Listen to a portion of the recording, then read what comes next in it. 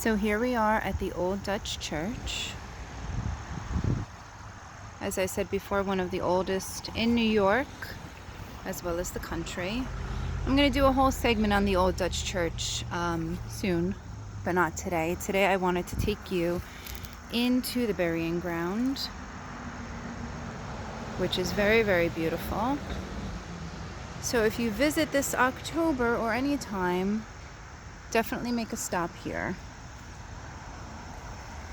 Just be respectful of the graves. They are not Halloween props. They're actual graves. We'll take a look at some of them. But I wanted to show you a very important one today.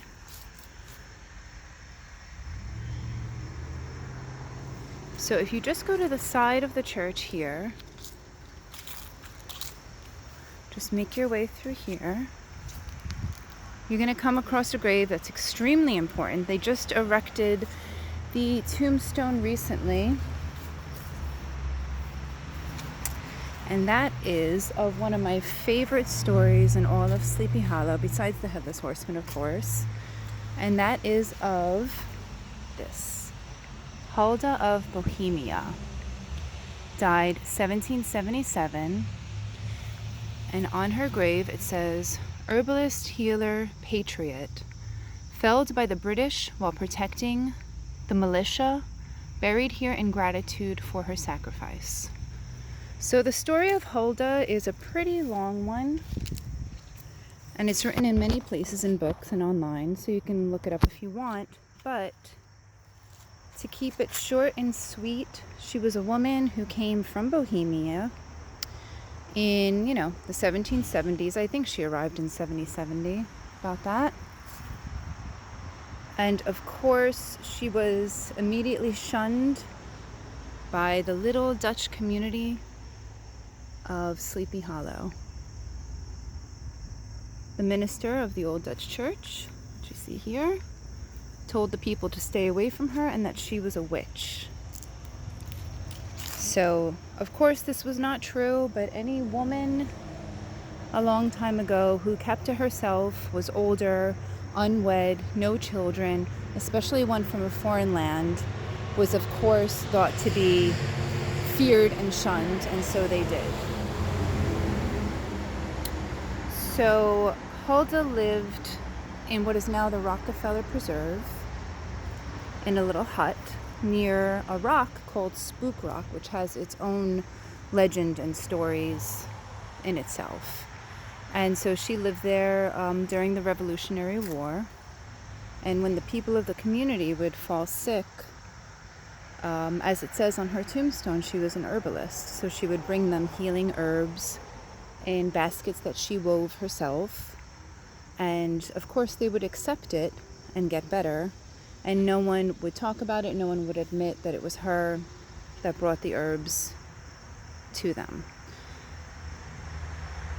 In return, they would bring her some goods and leave baskets on her doorstep.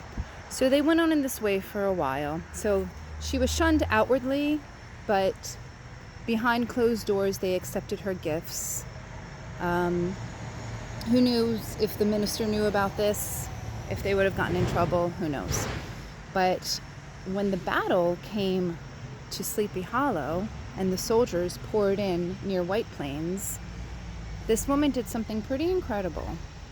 She could have hid in her hut and closed the door, and the battle probably would have happened, around her, a little far from her house.